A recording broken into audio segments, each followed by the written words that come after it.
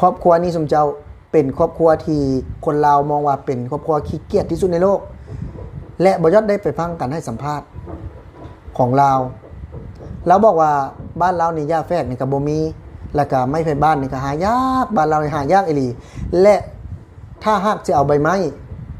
มาเฮ็ดเป็นหลังคามันก็หัวคือเก่าแล้วว่าลาวยังบ่ได้เฮ็ดเลยแต่ว่ามันยังสิหัวคือเก่าเดี๋ยวบ่ยอดสิพาซุมเจ้าไปเบิ่งคลิปกันให้สัมภาษณ์ของเราหลายๆคนก็ถามมาเนาะว่าเวลาฝนตกเจ้าพากันอยู่จังใดเรือนคือบ่มีหลังคาอยู่นี่แหละฝนแรงก็จริงอยู่เล่าเขานั่นแหละถ้าฝนหนักก็ต้องลงไปอยู่ตารางเล่านะถ้าฝนบ่แห้งก็ชั้นใดชั้นหนึ่งก็อยู่นี่แหละบางคนก็ว่าสร้างคอนเทนต์บ่จริงๆบ่แม่นนะพี่น้องก็คือเป็นเรือนเพิ่นอยู่อีหลีหลายๆคนก็บอกว่าอาหารหญ้าคามาเฮ็ดนั่นนี่บ่ได้บ่มันบ่ได้มันยากนะฮะบ่ได้หญ้าคาก็บ่มีบ่แล้วนี่บ่มีพวกไม้ประมงไม้บ้านไปตองซาดไปตองยางบ่มีบ่มีเท่าเฮาบ่มีใหม่บางคนก็ว่าให้เฮ็ดคือบ่สิเด้จักไม้พอบ้านแล้วก็เอาไปตองกุ้งมานี่บ่จะได้อยู่บ่เพิ่นถามมาเนาะเฮ็ดแบบนี้ก็ได้แล้วมันประหยัดคือเก่าจังได๋เฮ็ดนาๆเนาะ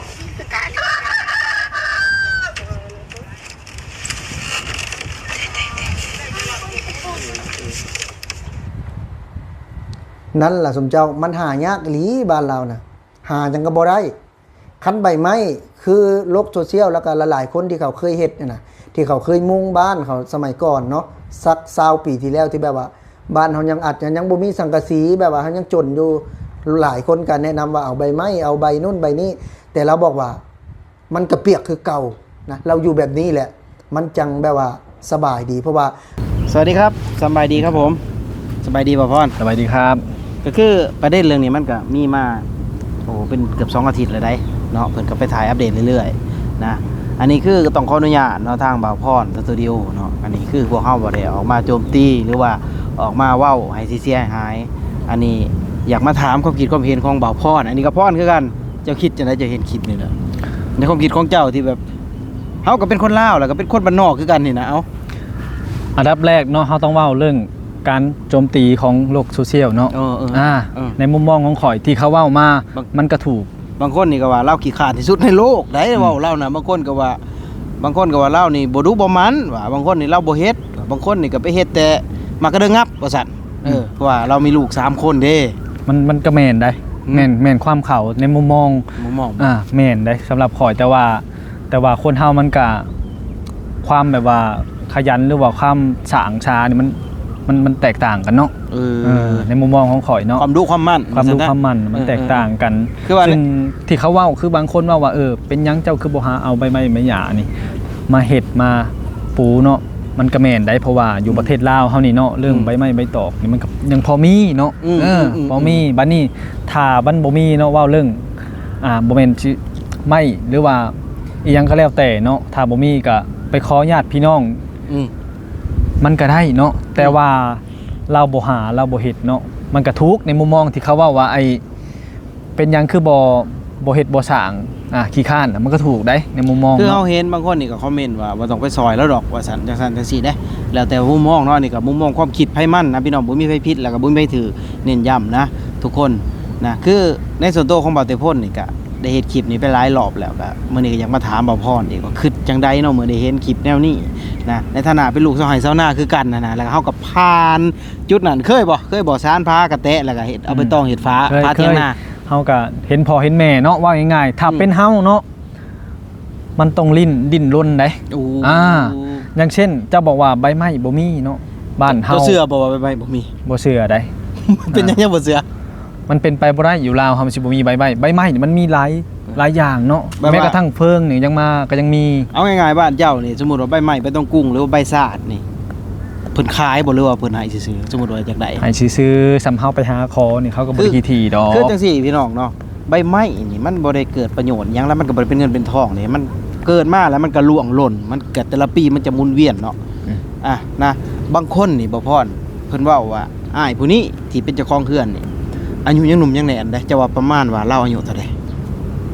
ทอดบ่40จะเบิ่งในสายตาเต็มที่40ต้นเนาะค่อยว่าบ่ฮอดเพิ่ มันคนเฮามันเบิ่งยากในปัจจุบันนี่หน้าตานี่บางคนนี่ยิ่งแบบว่าบริวารให้เล่าเนาะบางคนกินแล้วนอนนี่มันแฮงเบิ่งบ่ออกได้เจ้าบ่เฮ็ดเวียกนักเนาะเฮ็ดนักแต่มันนักบางคนมันแพงคิงมันเบิ่งยากได้แต่บ่คนบ่เฮ็ดอะไร แต่ว่าเล่าน่ะเป็นคนบ้านนอกเนาะเป็นคนบ้านนอกคือกับเฮาแล้วเฮาเบิ่งเล่านี่ยังหนุ่มยังน้อยเด้ค่อยเบิ่ง ป เล่า ระมาณ นี่ 30กว่าเนาะ 30 40ประมาณนี้แหละพี่น้อง บ่เกิน นี่แหละบางคนก็เล่ายังหันยังแห้เป็นยังเราคือบ่เฮ็ดบ่สร้างบางคนก็แซะโจมตีเล่าอะนะ มันก็ถูกได้ คอมเมนต์หลายๆคอมเมนต์นะค่อยคือค่อยแบบเห็นเล่าค่อยก็แนะนำเด้ค่อยเคยเฮ็ดคลิปแนะนำว่าเอาใบตองนี่มาซ่อนกันหลายๆใบสมมุติว่าใบตองกุ้งเนาะแต่ก่อนเฮาเอาใบเดียวมาเฮ็ดฟ้าแม่นบ่ วันนี้เฮาก็เอามาซ่อนกันจาก10แผ่นแม่นบ่จาก10แผ่นเฮามาเฮ็ดหลังคาได้บ่จ๊ะวะ ได้ถ้ามันบ่มีเนี่ยเฟิงนี่ทรงนี่นะเขาก็เก็บไว้ได้อยู่ลาวเขาบ่ได้ถิ่มเฟิงนี่ก็ไปหาคอมาสารหรือว่าไม้บ่มีเนาะไม้สุกของเชื้อไฟเฮาก็ไปหาคอน้ำญาติพี่น้องมาเฮ็ดใหม่ก็ได้เห็นบ่แล้วว่าเฮ็ดไปมันก็หยังนะ มันก็หัว มันก็หัวคือเก่าแน่แสดงว่าลาวนี่ก็คือเขาเว้าอาจสิแม่นคำเขาก็ได้ แต่เฮาสังเกตเบิ่งบัดนี้เป็นหยังเฮือนเราแต่ก่อนคือมีฝากคือมีไม้ไผ่ซานคือมีหญ้าหมู่เราเอามาแต่ไสเราบ่มีแม่นบ่ แม่น เราหามาแต่ไสแต่ก่อน อืม มันต้องมีที่มาที่ไป มันเป็นไปบ่ได้อยู่บ้านเฮาจะบ่มีไม้นะ แม่นมันเป็นหนึ่งเลยเบาพรตามหูไอ้นี่นะไม้ธรรมชาติว่าจะเป็นไม้บงไม้เปาะรู้จักไม้เปาะบ่ลำยาวๆมันที่เกิดธรรมชาตินี่เฮาขอเอาได้เด้ ทำไม้เชียงไผ่นี่ถ้าบ่มีเฮาไปขอญาติพี่น้องเขา ไม้จำไผ่ ให้ นี่เป็นไม้ที่ปลูกเนาะไม้จำไผ่ไม้ไผ่บ้านนี่ ไปขอเขาก็ให้คนบ้านเขาบ่ได้ใจดำขนาดนั้นดอก แต่ว่าถึงว่าไม่บงนี่สินะมันก็เฮ็ดได้ เฮ็ดได้หมดนะ เฮ็ดได้เบิด ได้หมด ถ้าอยากเฮ็ด อืม คือไม้นี่เฮาสิแนะนำไปสิเด้ว่าพรคือความคิดของข่อยเนี่ยจะไปตัดไม้น้ำสำแขนสำขานี่น้ำป่าก็ได้มาเฮ็ดมาปลูก น้ำป่าไม้งามขี้หลายเอามาเบิดเฮาบ่มีเด้อจ้ะเฮาต้องคิดว่าเฮาบ่มีเฮ็ดพออยู่ก่อนนะ คือว่าในมุมมองข่อยนะถ้าข่อยนี่ มุมมองของข่อยนะ ข่อยมีลูกนี่ข่อย